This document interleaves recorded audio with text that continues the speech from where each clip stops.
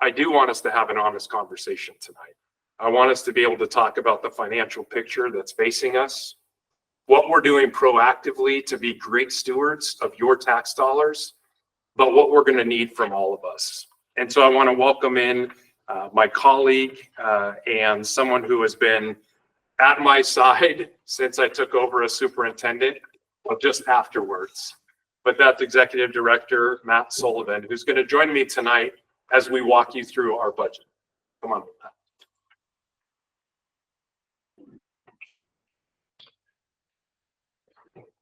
So we're going to just transition slides.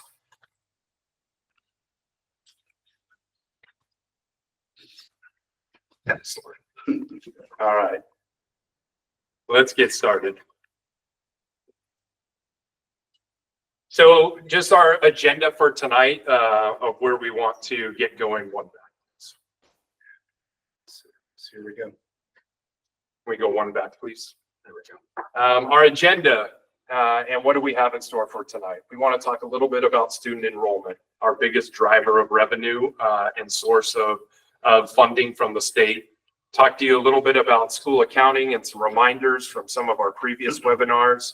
How schools are funded in the state of Washington, the financial cliffs and hurdles that we have ahead, things we've already done, the problems we face, the causes, some solutions we have, and some next steps.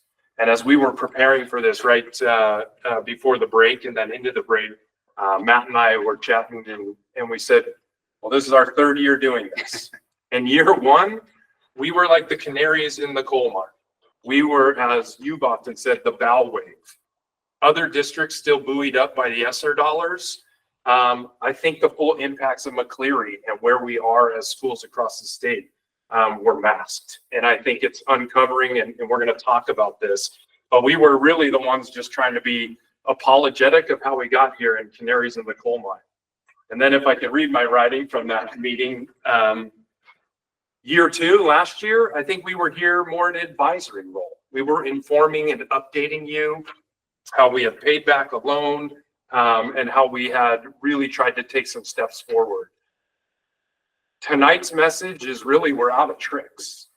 We have been using every budget, every funding source to its fullest extent.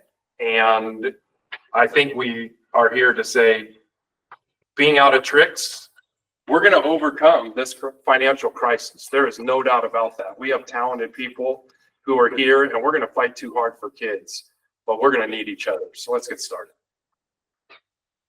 So I'm going to talk a little bit about student enrollment. This chart here we've used before to a certain extent, highlighting the maroon color right up here.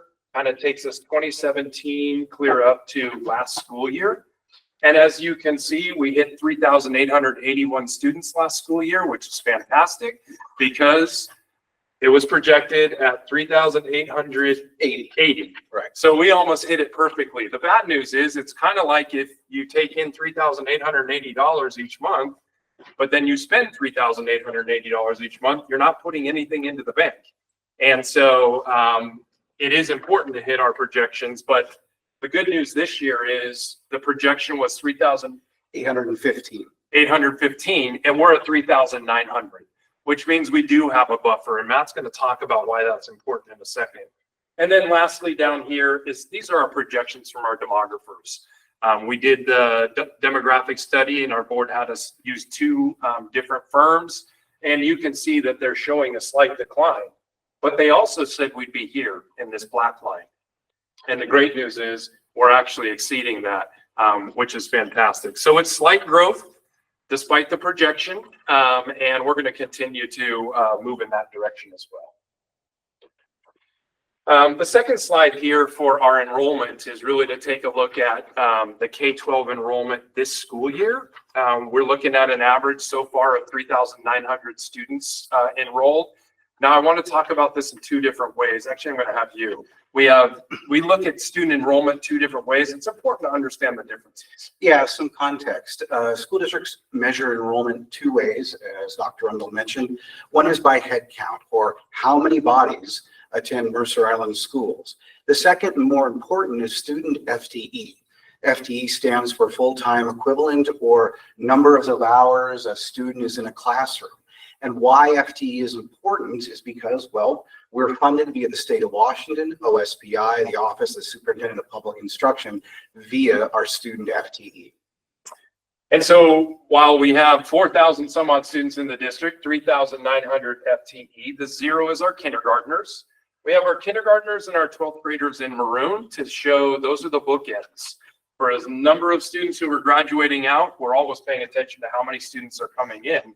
And we have a history on the island, and this is true in many districts, where your kindergarten class tends to be a little bit or a lot smaller than your seniors. But that gap's gotten wider for us, and that's been one of the challenges, not just in our district, but all around the region and state, with declining birth rates, not replacing the large number of graduates.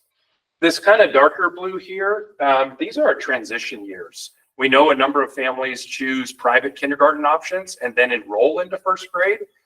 What's fantastic about this year is even with about 30 more students in first grade than kindergarten, our new kindergarten class who's coming in, they're actually larger than that first grade class, which gives us hope that we'll continue to grow. And we have a 5th and 6th grade transition, always looking for those natural transitions when families may choose to come back from private school or maybe move their families at that natural break. So you can see we are seeing that natural step up from 5th to 6th grade. And then the same is true in 8th and 9th grade. So enrollment's looking good. It's better than projected. We're going to continue working hard because I think there's a few different ways that we can think about enrollment. Yeah, we can go out and try to get more students, but we also know we need to keep the students here who have already chosen our school district. And so that's why we have nights like next week with our Future Islander Night coming up at the high school. We also have an event on Tuesday night, which is going to be a webinar with, I think, 6 to 8 former graduates who are now in college or chose a gap year. And they're going to be talking to our community about their experience. So we're going to continue to market. We think we've got absolutely the best K-12 system in the state, but we also know that that's not our only competition. We're also competing against our private schools. And our goal is all students are choosing Mercer Island schools.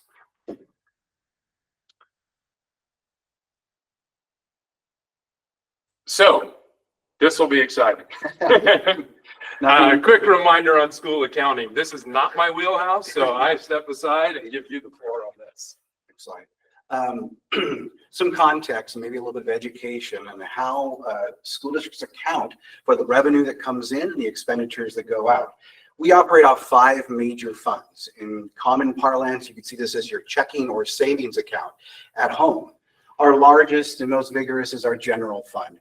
This is where all of our personnel are paid out of, salaries, benefits, etc. But also something called MSOC, which stands for Materials, Supplies, and Operating Costs. This is classroom supplies to copy paper to our utilities, water, sewer, garbage, etc. Second fund is our transportation fund. Fairly self-explanatory. This is where we purchase our smaller and big yellow buses out of. Third fund is our debt service fund. In 2014, the island so graciously passed an almost $100 million bond.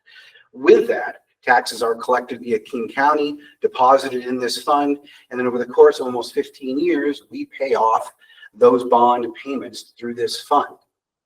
Fourth fund, Capital Projects Fund. Every 6 years or so, once again, the island graciously approves our Cap Tech levy.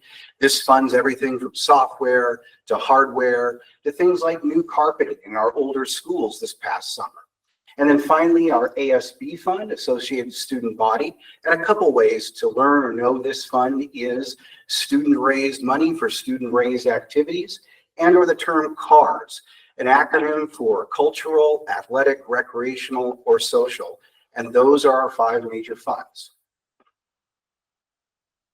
If we look a little more granular, last year's 23-24, where do the expenditures go towards in our general fund? Well, if you see, almost 83% of all expenditures went to personnel, salaries and benefits. Specifically, certified, 44.5%. These pays for our amazing teachers across our district. We also have salaries classified at 18%. This is everything from our custodians to our bus drivers to our maintenance and operation team members. And then we also have benefits. And paraeducator. You can tell he's the executive director of maintenance operations and transportation. No. And then our benefits, vision, dental, medical, and retirement at 20%. And then the others, such as supplies and materials, purchase services, such as our wonderful contracted food service teams to Chartwells, staff travel for trainings, and then some minor capital purchases. So as we take a look and kind of have reset of where we are from that financial picture, I want to talk a little bit about how we're approaching, which some are describing as a financial crisis, a hurdle. For us, it's a big challenge. We know we need to unpack this, we need a plan for it, and we need to build something that's sustainable. And so as we think about, what is the problem? What are those causes? What are some solutions? And then what are the results that we're after? So let's start with the problem. Just bluntly, I'll just direct you down. I shared this a little bit briefly, but we're $3 million short. If we receive no new revenue at all, as we head into the next school year, so not this school year, we're fine this school year, but as we head into 25-26, all things being equal, without any additional enhancements, we project that we'll be about $3 million short. And let's talk a little bit more about what that means and how that comes to be. So next slide. So what we've done to attempt and avoid this shortfall, I'm going to brag a little bit about Matt and their team, our team, I should say. But we have members of Matt's team who come from Vashon Island, Bremerton. They come from Kent. They come from Renton, because they want to be here, and they could be in any district, I guarantee, around this state. And we've been fortunate enough to maintain and retain Jackie on the staff, but we brought in 4 new people over the last 3 years or 2 years, and we've been doing a lot. So give us an idea of what we've been doing to mitigate. Absolutely. Accurate and conservative student enrollment projections. As Fred had mentioned earlier, we contracted with 2 different demographers that helps us plan years ahead to see if there's an increase or decrease, hence how do we project our budget. Sadly, there's reductions in staffing and reductions in materials, supplies, and operating costs. We just have to meet the shortfall coming from the state. We're always committed to efficiency across the board, in the past, presently, and in the future, such as limits to travel and spending where and when we can. Come February, we're limiting out-of-state travel as one option. We also have a wonderful partnership with MIEA, the Mercer Island Education Association, who's been right there with us hand in hand as we move forward during these budget crunches.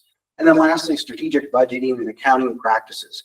Every year, we're audited by the Washington State auditors, and thankfully, we've always had clean audits, at least in my tenure and Fred's tenure.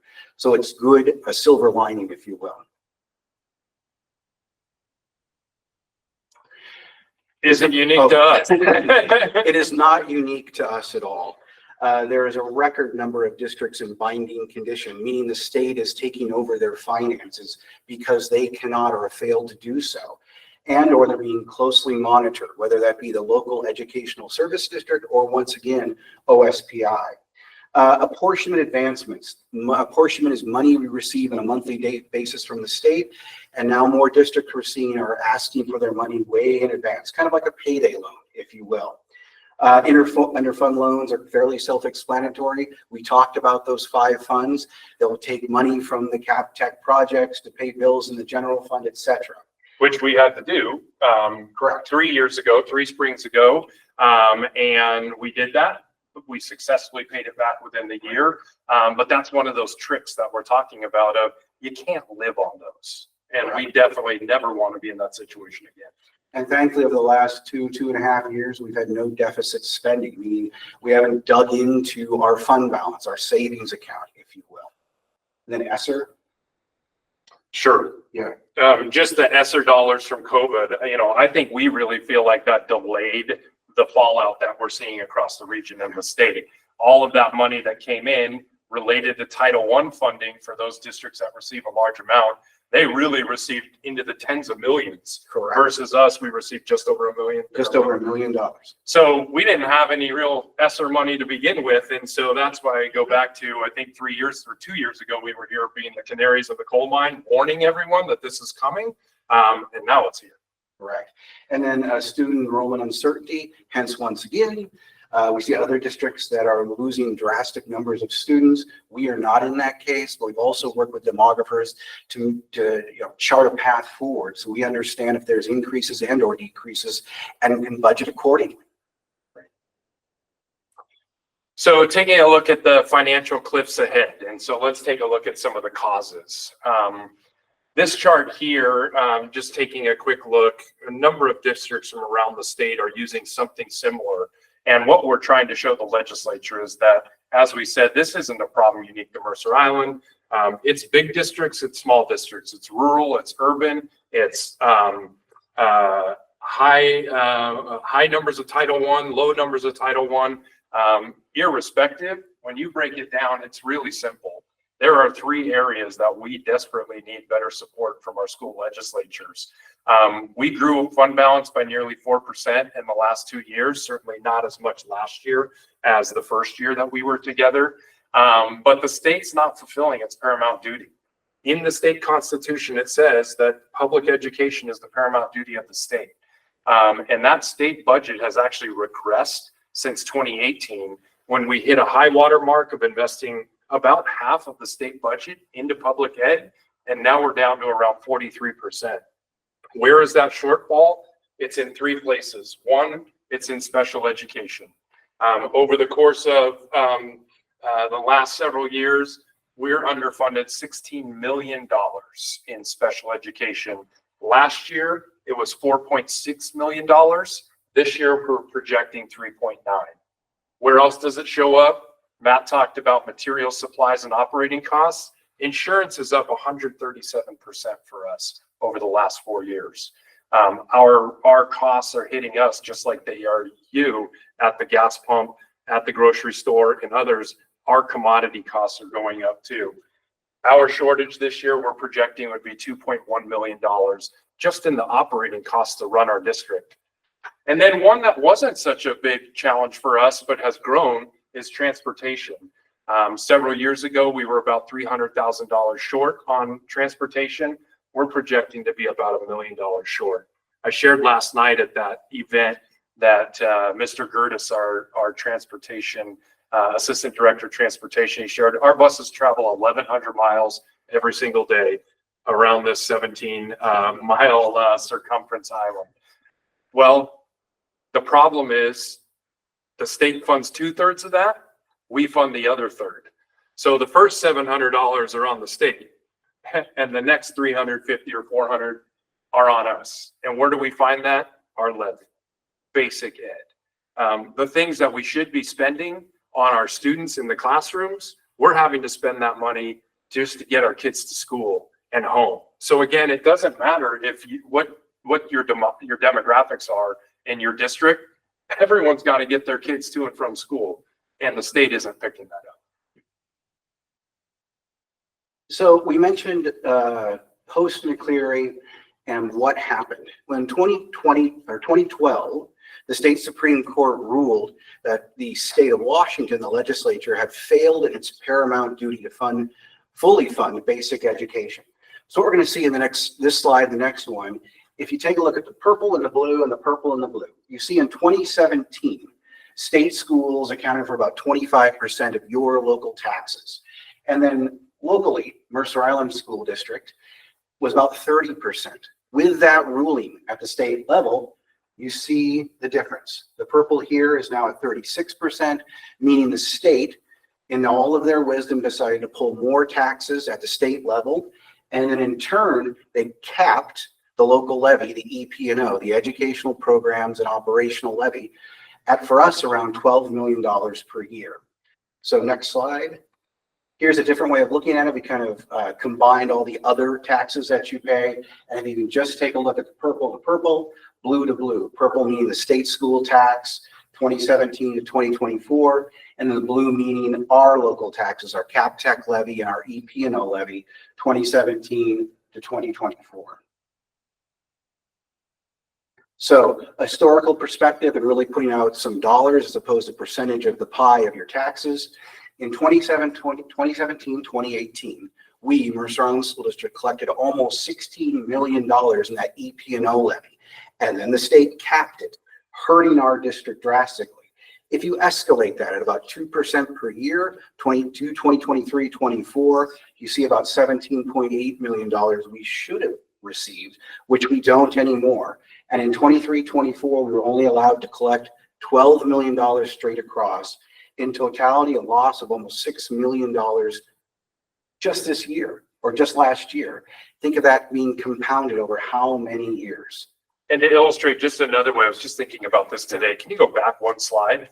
So if you think about that $6 million, the problem is this percentage of the pie is not coming back to the district proportionately. So more money is going out, and we totally get that. That is about public ed. It is about funding for the good of the whole. The problem is that $6 million deficit now is closed here, and we're not getting it back. And so that's creating some of the pressure as well. And also something I thought of, we lose local control. Because of that cap, that money disappears, goes to the state, goes elsewhere. We have no say in where that money goes. Next slide. And next slide.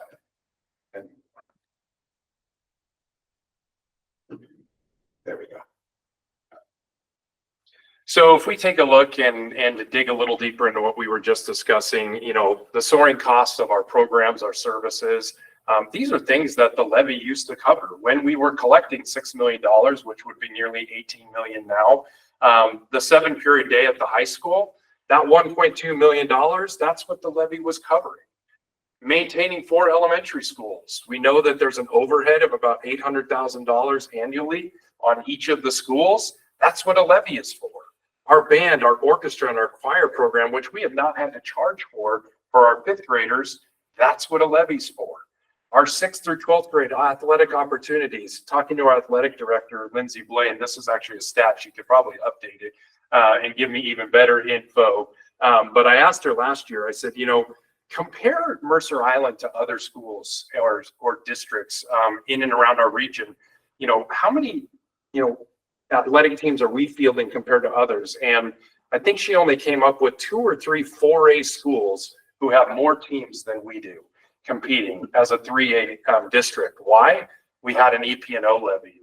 The problem is, as we described, with that EP&O levy pretty much capped or is capped, those high expectations that we have and we should have are being squeezed. And so we've got to think about new ways that we're going to be able to overcome this, because I know there are districts in and around our area that are starting to go back to a 6-period day. As I said, band, orchestra, choir, those things are being cut in school districts. We're seeing closures of schools.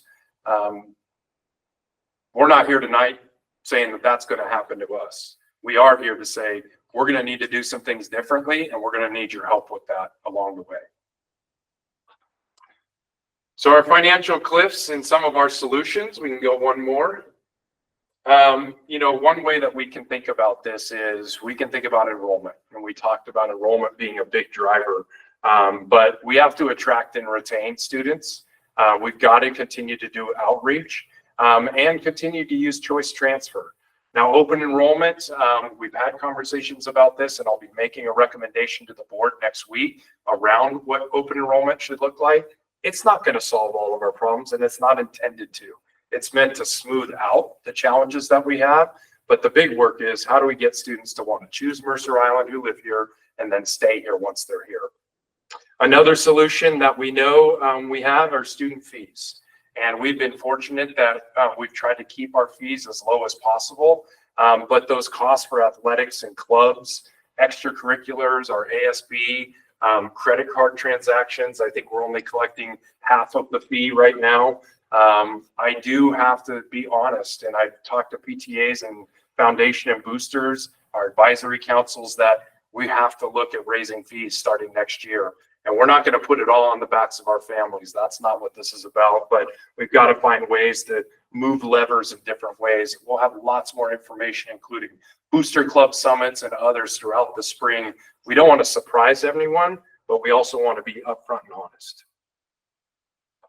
Couple other solutions that we're talking about. One is the painful process of staff reductions. We've reduced staff in our schools. We've had to reduce FTE. We know our librarians at our elementaries are not full-time any longer. We don't have associate principals in our elementaries any longer. We haven't replaced an associate principal at the high school, and there's many other examples. So we want to try to avoid cutting out of the core classroom and keep the cuts as far away as possible. But we also have to make sure that we are matching our enrollment with our staffing. So we'll continue that painful process throughout the spring as we head forward, trying to be as careful and precise as possible. And lastly, with legislative action, and that's what last night was about, and it's going to continue. A number of us will be down in CTAC this weekend at a legislative conference, really talking about what is the legislative platform. We need more funding in special education. We need more transportation. We need more in our material supplies and our operating costs. The legislative platform is simple. We need a fully funded education, and those are the three areas that we want to do that. So let's broadcast our voices down in Olympia. Let's minimize those impacts locally and all work together as we pull on a number of levers, because there isn't one lever that's going to solve all of this. It's going to take everything. So I want to bring in Mar Breton. She is a tremendous advocate for our schools and our school district. Mar has been working this year as our legislative advocate for the PTA, working at the state level and the local level, working last night to build partnerships and bridges. And she's going to talk a little bit about what our PTAs are doing to help support as well. Next slide as we bring Mara. Great. Thank you so much. Let me know if you can't hear me. But I am so grateful as I've been on advocacy with the Mercer Island PTA Council and have really gotten to watch the district struggle with this and make very wise decisions and do the best they can. So first of all, I'm grateful to the district for all they're doing to help us through a difficult time and a difficult crisis and to keep us from crisis, really. They're doing a great job to figure out how to address the shortfall from the state, which is really where the problem is. So thank you. I wanted to give you some things you can do as parents so that we don't walk away from this presentation feeling like, oh my gosh, I feel powerless, because there is actually a lot we can do as parents. There's a lot we've been doing as the PTA. We met with legislators. We would love to have you. If you want to come meet with your legislators, you're welcome to reach out to your advocacy chair. And join future meetings. We also have a letter. So you'll see there's a QR code right here. If you're watching on your computer and you can just pick up your phone and get that QR code, you're welcome to sign onto a letter that we have for legislators asking them to prioritize school funding. As Fred mentioned, they have deprioritized school funding, and as a share of the general budget, it's been shrinking. So we certainly want to see the state put at least 50% of the state budget towards school funding. So you can sign on to that letter. If you can't get to that QR code, there are a couple other things. There are a couple other ways to get to this letter. So we have it on the PTA Council website. So if you just Google Mercer Island PTA Council, it is right on our homepage where you can sign that letter. I've also been posting it on Mercer Island Neighbors and Mercer Island Parents, so you can find it on Facebook. And then we're going to be sending out an email next week, again, asking parents who have not signed on to this letter to please sign on. And this will go to our legislators, and then I'll also be creating a letter to the governor with all of the signatures. So the next thing that you can do is sign up for Washington State PTA Action Alerts. Our state PTA is very involved in legislative advocacy, working with legislators across the state. So they will be sending out action alerts on legislative action that's coming up. Session starts this coming week. And so those action alerts will go through the end of session in a few months. And then again, if you want to get involved in advocacy, we'd love to have you. And we would love to get you involved in whatever way you'd like to. If you'd like to just call your legislators, tell them you're concerned. The language that we've been advised by our wonderful legislators who do prioritize education funding, but they keep asking us to just tell them, to keep telling legislators, this is your top priority. This is the paramount duty of the state of Washington. It's in our Constitution, is to fund basic education. So that is our messaging, and we just are going to ask that over and over again and let them figure out how to do it. Well, thank you. That's really all I had to say. Thanks to everyone for all your help, and all the PTA has been involved in the big event last night, and appreciate all the help you've been giving. And Mar, thank you. Can't do any of this work without our partners in WASDA and WASA, but PTA certainly, and all the work that you've done already. And I know we've got a legislative session that's a long session that's just getting started, and we'll have plenty more, but just want to thank you for all of your service up to this point. I think we're further ahead right now as a district than we've ever been in terms of our advocacy. Mm-hmm. So one of the questions that came up so far, and if there are others, feel free to put those into the chat, but it was the question kind of back to, what do the insurance costs look like for us, and what's causing that? I think it was Issaquah last night that quoted that theirs have gone up 150%, and ours is 137%. I want to talk a little bit about what's causing that. Many things are causing it external to our control, but a lot of liability that goes on within the districts is causing that to happen across the board. Number-wise, in 18-19, I believe we were paying about $478,000 a year, and now this year we're about $1.1 million. So we are having very, very clean claims, minimal across the board in comparison to other districts around us. But as the pool goes, we go too. And a couple of other figures just to kind of throw out there. Our school district tends to hire and retain very experienced and well-qualified staff. And if we just look at teachers alone, the state provides us with about I think $123,000 or so per teacher for their benefits and their pay. The average teacher in Mercer Island with benefits, retirement, and pay is $147,000. So for every single teacher that the state chooses to fund, they're already underfunding it. And then I need to back up again and remind everyone that of all of our teachers, they only pay for about 80% of those teachers. So there's another 20% that we pay for. And if we step back even further, the state's only paying for about 65% of our staff. We pay for the rest. And when I say we, we're back to that levy. We're back to reallocating basic ed dollars. We're back to grading funds together. We're back to our PTAs, our foundation, for things that should really be paid for by the state. Any other questions coming up? Okay. Can you just remind them they can go to the Q&A to ask questions? It's a square, a circle, and a triangle. The square, thank you, Andres. The square, the circle, and the triangle on your bottom right. That is where you can go to put in your questions if you have any. We're going to hang tight for just a second to see if any others come in. As we're doing that, we certainly want to thank you for being here tonight and joining us. We are recording and we'll make this available on our website and push it out through social media and other ways. Also, it's a good reminder, this isn't your only chance to be able to connect with us. Feel free to email us, come to board meetings with public comment, or to hear more tuning in, but we're here to serve this community. And if you have budget questions or concerns or just general thoughts, we're here to engage with you as we go along.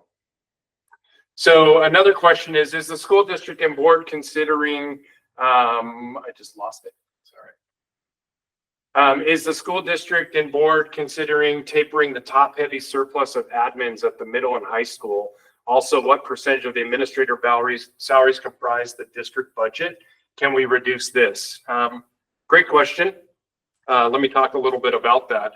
At the high school, we're actually running the high school with one fewer administrator. When the previous principal resigned, We hired Mr. Wold. We chose not to backfill. So the high school is actually running one administrator down.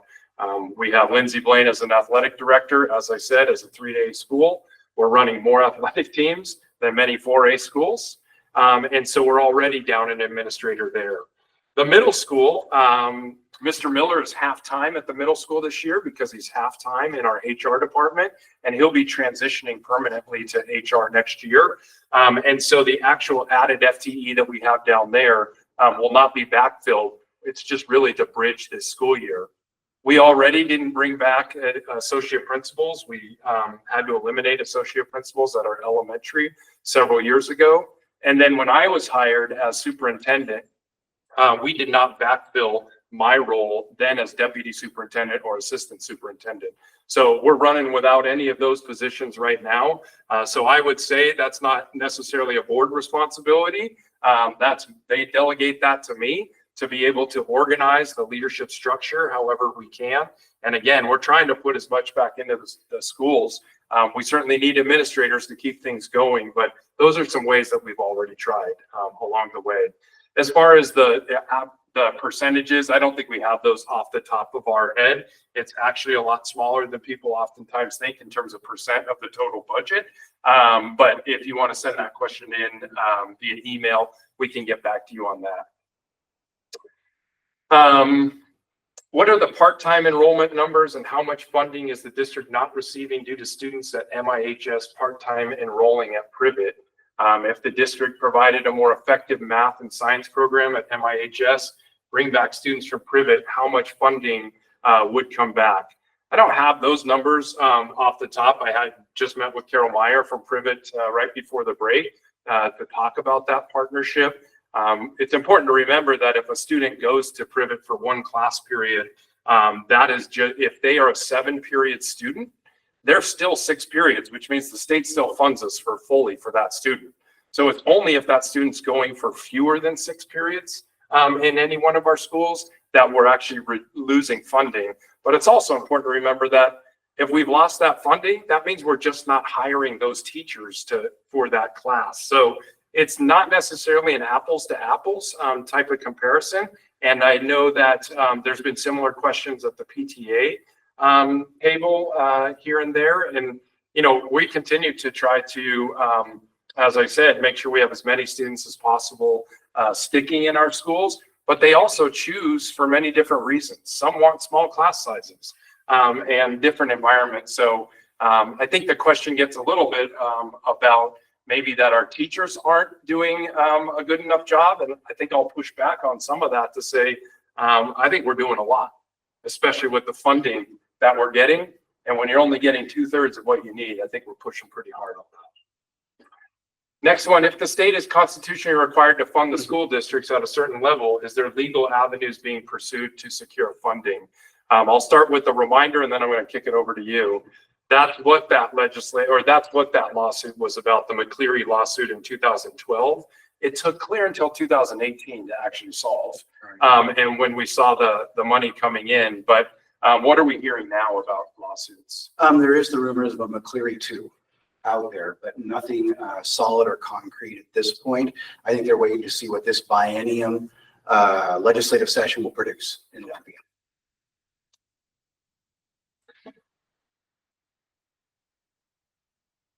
Any others coming in? It sounds like advocacy efforts are focused on the state fully funding education. Are there or should there be advocacy efforts focused on increasing or removing the $12 million limit on the local funding with the EPNO? Yes, there are numerous bills in Olympia that there are at least in the nascent stages that will remove the cap or increase the cap for all districts. And we'll see how that transpires. The legislative session starts next week, the 13th. And a quick reminder on that, let's say the legislature does lift that cap and we can raise more. We'll actually kind of hit that in stride because next February, our EPNO levy will come up for election again. And so we can't arbitrarily, even if the legislature were to remove the cap, we can't arbitrarily then just start collecting more taxes. That has to be approved by the voters. But a year from this February, we will be coming back out to the voters to renew the EP&O levy. If it's raised at that time, then we'll be able to ask our voters for more at that point. What's the largest cost bucket the district has, and what are the plans to cut that by 10 to 15%? That's our personnel is our largest cost bucket. I think I mentioned that in regard to our general fund. It accounts for almost 83% of our expenditures. And as we move forward, we are looking at staffing reductions.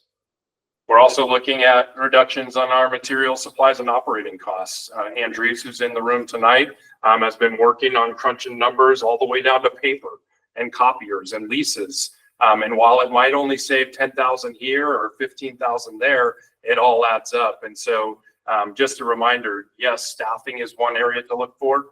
2 is legislative support and relief. 3 is raising some of our fees to fully collect on things that we haven't necessarily collected on before. And then, lastly is trying to be good stewards and doing the best we can with the dollars we have. Great question. Are teachers in MISD being paid the same as surrounding East Side districts? And if not, why? Really complicated, but great question. Yes and no. It depends on who you compare to. Comparing on any salaries can be challenging because it's not always just the stated salary schedule in a contract. There are lots of ways that we try to incentivize and provide funding or to provide pay to our educators. We have supplementals. We have extra supplementals that are tied to the base salary. And so I would say right now, we're not as competitive as we once were. And I would be remiss not to look right in the camera to our educators, both classified and certified, because it hasn't been lost on me that they actually took less than IPD, which is kind of the cost of living the last 2 years, to try to help us to claw back. Where we don't want to be is in binding condition, where OSBI comes in and they take over our finances. And so at the bargaining table, we've worked really hard, and it's meant that we have had to take less, and our administrators have taken less. And it's all so that we can continue to provide the very best and not have to go through those reductions. We do, in our current agreement, have an IPD plus 1% coming up next year and in the following year to try to catch back up. I suspect we're going to see a lot of districts, and we are already seeing some back at the negotiating table because they can't afford some of their contracts. And it's not because they didn't want to or that they made bad decisions at the time. They made the best decision with the information they had. But I do want to thank Mercer Island Educational Association, our board, all of the bargaining teams who work so hard to try to get the very best contract possible while not reducing the classroom experience. Why continue to spend on yonder pouches? Is that an effective use of dollars when middle schoolers still have access to iPads, for example? This is a great question that we're continuing to go through. I will still stand by the decision that putting that yonder pouch, even if it's not being used as it's intended 100% of the time, that visual reminder of what that phone does to students, distractions in the classroom, mental health, whatever those are, I think it's made a big difference. And when we talk to our educators and we talk to even our students and our superintendent student advisory, far more students are in support of this than against. Yes, it was an expense and it came out of the Cap Tech levy. And that's that's that side, a bucket of money that's different than the general fund. That's not something the state's coming up with. But I think it's really important. And the iPad doesn't have that same functionality as their personal devices. So I get where the question's coming from, but I'm still standing firm that it wasn't about phones. It's really about the learning experience for our students. And I think it's gotten better. And for that, I'll stand by it all day long. Have you identified the root causes of parents opting to send kids off island to private schools? There's several of them. If you go back to our December board meeting, we gave a presentation about this every year in December. Our board asks for this information. So every family who leaves the district, we do send a survey to. We also have amazing registrars who on the way out the door try to get as much information from families. One thing that we've heard consistently over the years about why a family might choose a different experience is class size. Oftentimes in private schools or other opportunities, there are smaller class sizes. That's a really challenging piece for us to compete against, as you see with funding. Another one is academic rigor. Some families feeling like it's too rigorous, and others saying we're not rigorous enough.